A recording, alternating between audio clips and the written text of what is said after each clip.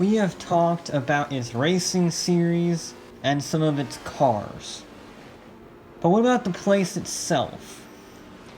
Well, this small village in France has just about survived 2 world wars, one of the worst disasters in motor racing history, and rose into the premier motorsport on Earth, Le Mans.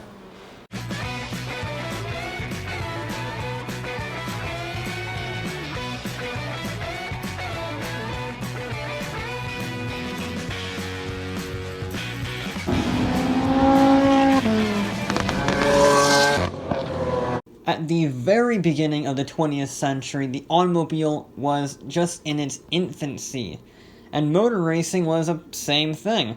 As people said, motor racing started the day the second car was invented, so motor racing was barely organized, if organized at all.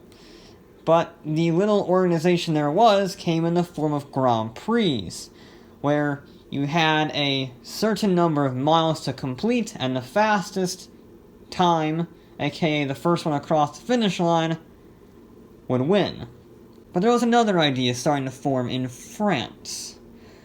You see, the Automobile Club de l'Ouest, or ACO, saw an opportunity to create an entirely new classification of racing called the endurance race.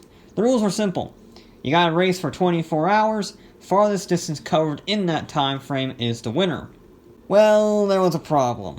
The Germans decided that now was a very good time to take over France, and they turned France into a shell-ridden hellscape for the next 4 years while World War I played out, and it wasn't until 1923 that the inaugural Grand Prix of Endurance was held at the Circuit de la Sarthe, in the closed public roads of Le Mans, France.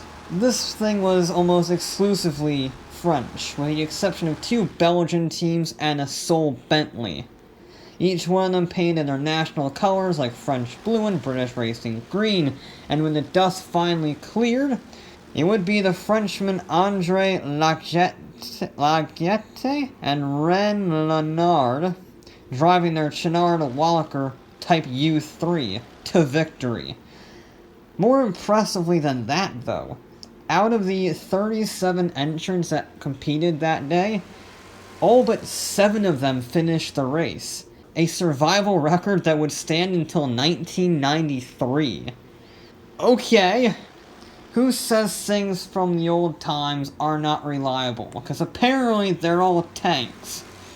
But that would be the highlight for French involvement in Le Mans for quite some time, because after that, from 1924 to 1935, Bentley won 5 times, 4 of them in a row, with their massive blowers, and Alfa Romeo won 4 times in a row after Bentley left. And it wouldn't be until 1937 when the French would finally return to their winning ways with the Bugatti Type 57 tanks. Yes, the Type 35 is the most successful race car of all time. We'll do a video on it eventually.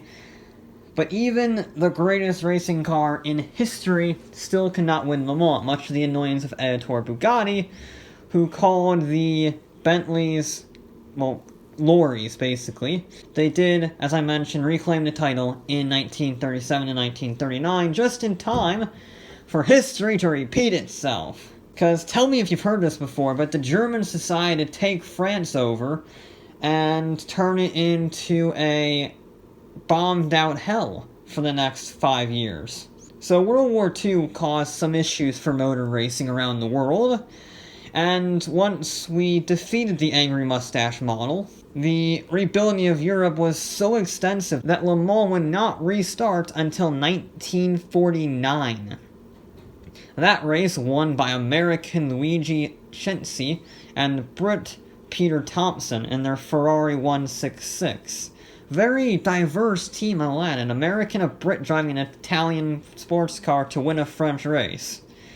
Which I should say, not the Ferrari team, just a Ferrari. Ferrari would not win until 1954. Why?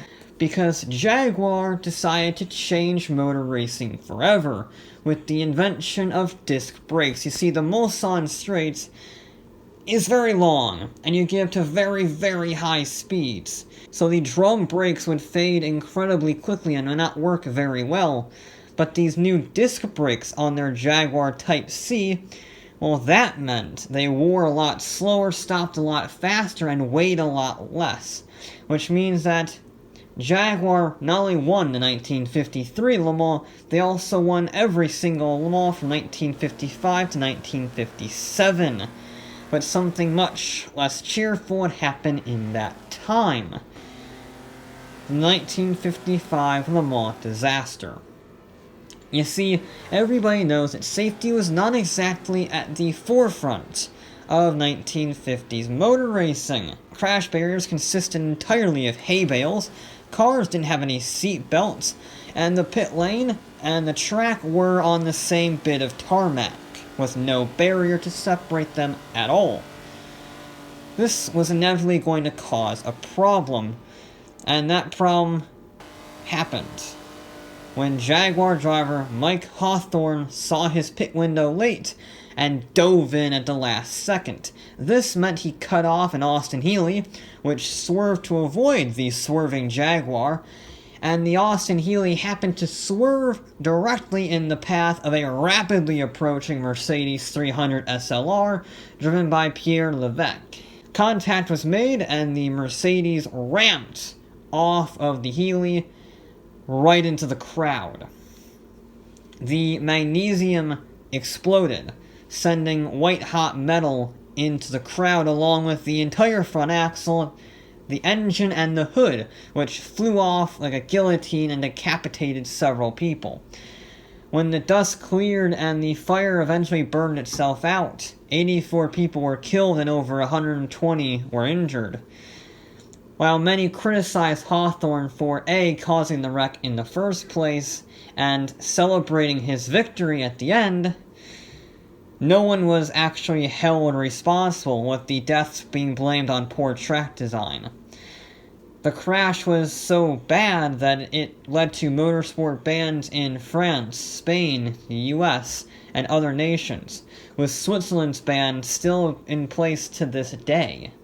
This disaster rocked racing forever, and while it would take a lot longer to fully make racing safe, there were some changes put into place. The entire start-finish line was completely rebuilt as a full-time racing track and not just public roads. It was also built with a barrier between the track and the pits so that swerve can never happen, and a deceleration lane was added. Meanwhile, Jackie Stewart saw the accident and began his F1 safety campaign, while driver John Fitch, who was at the event competing, invented the Fitch crash barrels, which are still used on highways today. Despite these safety improvements, another 14 drivers would die at the Circuit de la Sarthe over the next 50 years. With that horrifying, tragic story out of the way, we rotate into the 1960s and the Ferrari years, as I'll call them, because from 1958 to 1965, they won every single Le Mans except 1959, where Aston Martin won. Meanwhile, across the pond, Ford, which had left motor racing after the 1955 disaster, wanted to get back into it and decided that sports car racing was a pretty good idea. Now, they didn't know how to race, so they thought, why don't we just buy Ferrari, who does know how to race? And then you know the rest. Ferrari humiliates Ford, Ford builds GT40, GT40 humiliates Ferrari, and it's the only American car to ever win outright. But what you don't know is the story from 1969 that changed Le Mans forever. Jackie Ickx was driving a GT40 Mark I privateer, and he got very frustrated with the Le Mans start, which comprises, as you know, of starting on the other side of the track, running to your car, jumping in and rushing off. He did not like this. He felt this was very unsafe because racing drivers would often just sit on their seatbelts and try and do them up while on the Mulsanne straight to save time. So he organized his own one-man protest. Instead of running across the road to his car, he casually strolled like he was in a library, opened his door, sat down, carefully did up all of his gear, crossed every T, dotted every I, and then roared off into the distance. His protest was proven right when Porsche 917 driver John Wolfe flipped his car on lap 1, thrown out and killed. Jackie would go on to win that year's race, his first of 6 Le Mans victories, by just 120 meters. And after 1969, Le Mans quit their famous Le Mans starts in favor of more traditional rolling starts. And if you were paying attention, I mentioned that driver who sadly died in the last year of the Le Mans start was driving a Porsche 917. And Porsche was not happy with all their cars breaking down or killing their drivers, so they tried again in 1970 and won. Then they tried again in 1971 and won as well, and the 917 Longtail that won did such a good job that it set a distance record that would stand until 2010 and hit a speed of 240 plus miles an hour, a record that would stand until the 1980s. That speed got the FIA concerned. They thought these cars were way too fast and abolished the old prototype rules. And combine this with the gas crisis, manufacturers began to drop out and Le Mans lost interest. This led to very bizarre occurrences, shall we say, like the invitation of NASCARs in 1976. Spoiler alert, they did not do very well. Or the 911 road car, aka the 935, winning outright in 1979 against prototypes. Or French driver Jean Reno, winning in a car of his own design in 1980. That decade was very much a mixed bag, shall we say. Lots of variety in wins. Finally, a new top prototype category was reintroduced in 1981 called Group C.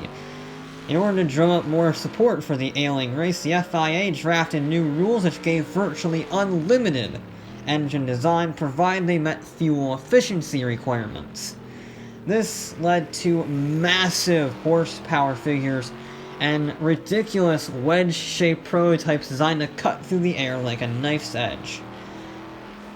And this led to speeds of over 240 miles an hour, or in the case of Peugeot, the outright Le Mans speed record, which is a very bizarre story in amongst itself. I hinted at it in my Group C video, but they wanted to advertise their new 405 sedan, so they decided to become the first manufacturer to hit 405 kilometers an hour down the Mulsanne Straight. That is 253 miles an hour, and the Peugeot P88 did that, and it's a record that still stands to this day. Apart from that bizarre publicity stunt, Group C was a massive success. Ford returned, Aston Martin, Jaguar, Mercedes, they all came back. In fact, Jaguar's XJ series went on to win the event twice in 1988 and 1990, with Mercedes returning after a near 50-year hiatus, thanks to their Le Mans disaster, with the Sauber C9, which won outright in 1989, and Mazda also entered, becoming the first Japanese manufacturer to win, and the only non-piston powered engine to ever win Le Mans with the rotary 787B. But the Group C era also led to the biggest Le Mans change since the 1950 disaster. The kinks in the straight. You see, the Mulsanne Straight was still technically public road. That was one of the few sections of Le Mans that is still a public road. And the FIA decided that speeds of 250 plus miles an hour were simply too fast for the track. and they needed to cut those down. Therefore, they installed 2 chicanes on the straightaway to slow cars to around 205-210 miles an hour. With the exception of a broken Nissan R90 CK, which had a malfunctioning turbocharger which briefly pushed up to 240 miles an hour in qualifying, but Group C's biggest contribution, kinks in the straightaway, which are still in use now. Now, you can't talk about Le Mans without talking about the most successful car in the history of the sport. That being the Porsche 956/962. They're basically the same car. The 962 is just an evolution of the 56, so they're the same. Both of them were designed by Norbert Singer, who also designed the 935, and they came up as a result of a desire for a new Porsche Group C racer. The 956 came out in 1982 with a 2.6-liter twin-turbo flat-six, and a super sleek body that could hit 225 miles an hour. Because it's a Porsche, it won on its debut year. And it won the year after that. And the year after that. And the year after that one too. So after winning 4 times in a row, they upgraded it to the 3.2-liter twin-turbo flat-six, 680 horsepower Porsche 962, which then went on to, you guessed it, win the next 2 Le Mans in a row. And in that 1986 Le Mans that it won, Porsche scored 1st, 2nd, 3rd, 4th, 5th, 6th, 7th, 8th, and 10th in the final finishing totals. Yeah. The 962 was so good and so accessible to privateers that when Dower homologated it for the new FIA GT1 class using a sneaky loophole, it won outright again in 1994. And despite being a 10-year-old engine, it was used in the WSC 95, which won Le Mans again in 1996 and 1997, and Porsche used its engine and chassis as the basis for the 911 GT1, which would go on to win Le Mans again in 1998.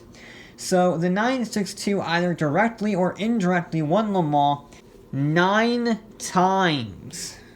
It was so good that it helped kill Group C.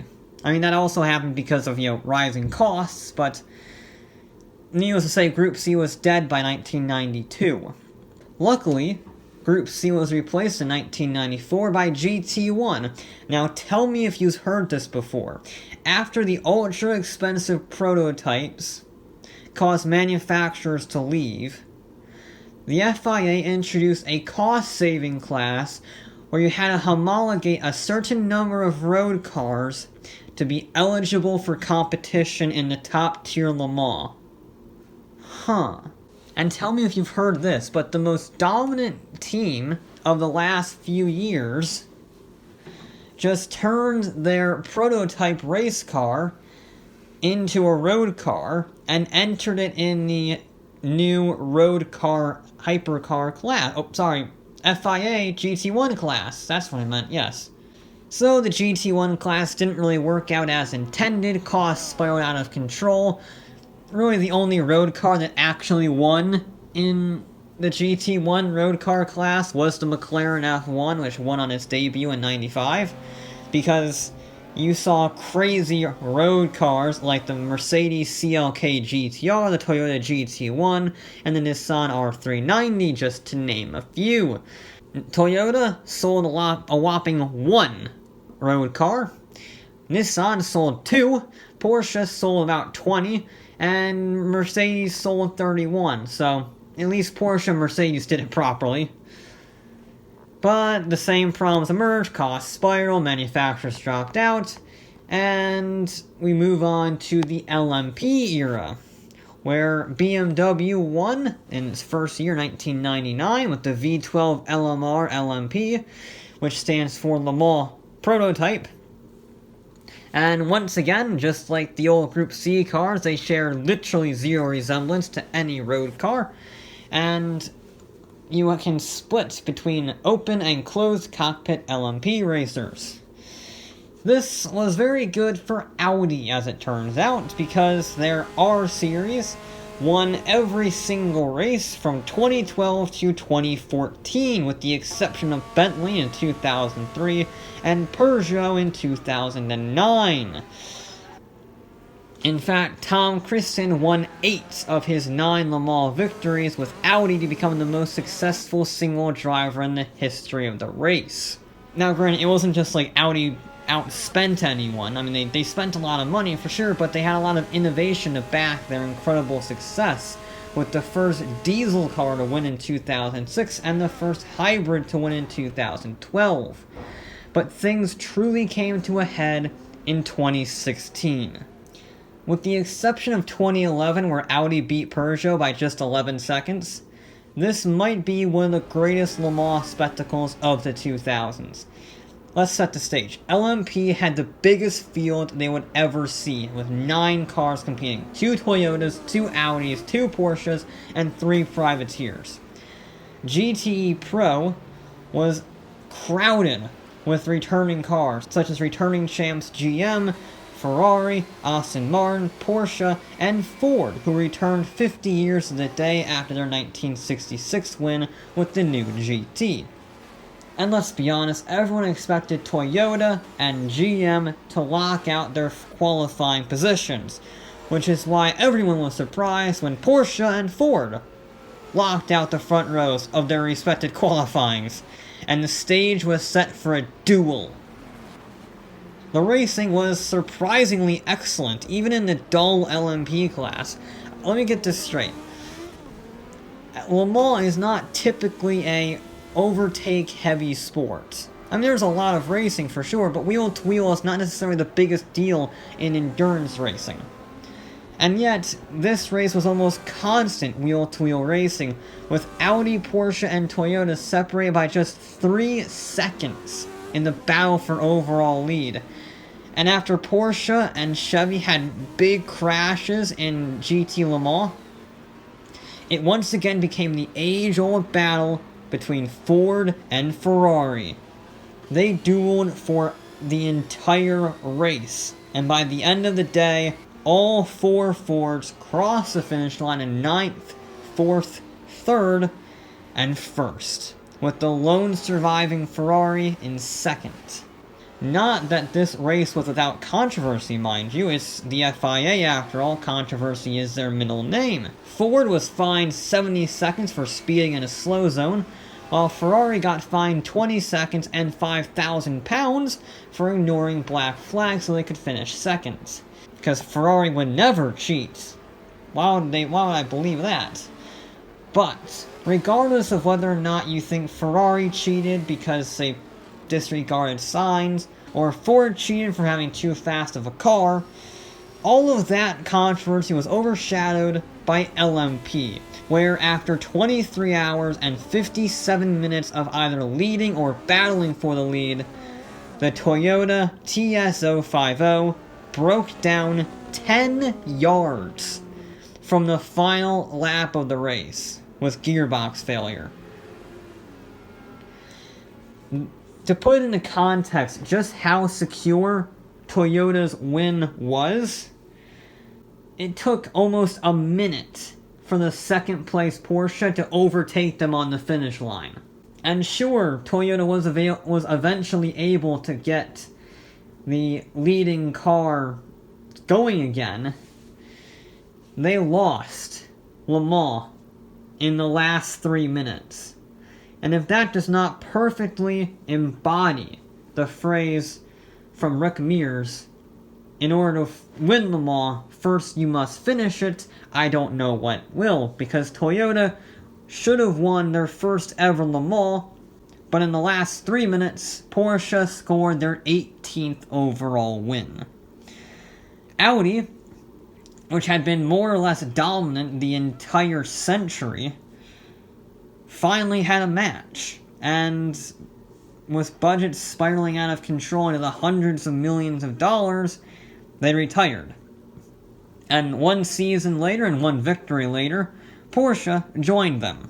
Now Toyota is the only manufacturer in LMP1 with a hybrid system and any sort of budget, which means that the privateers that they're racing against don't exactly stand a chance, and they've won 3 races in a row. I say races, more hot lapping sessions, because there are literally no overtakes at all in LMP1 anymore, which sort of sucks, but hey, we're getting a new class, that being Hypercar, which will replace LMP1, while LMP2, GTE Pro, and GTA AM will continue as normal.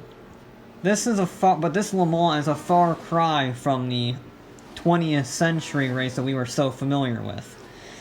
Rules have gotten a lot stricter, and safety has been significantly improved with a mandatory enclosed cockpit and carbon fiber safety cells, which have saved dozens of lives. But still, tragedies do happen. In 1997, Peugeot driver Sebastian Enjolras died in qualifying when bodywork flew off, spearing his cars over the barriers into the trees, killing him instantly. And then in 2013, Aston Martin driver Alan Simonson died when he flew into a crash barrier. Normally no big deal, but a tree had grown too close to the track, preventing the barrier from doing its job. But despite those unusual circumstances, Le Mans has remained mostly fatality-free despite the brutal accidents that we have seen. And I mentioned earlier, those safety cells, and specifically the closed cockpit mandatory rule, have arguably saved more lives than any racing harness ever has at Le Mans. Because those were very painful accidents.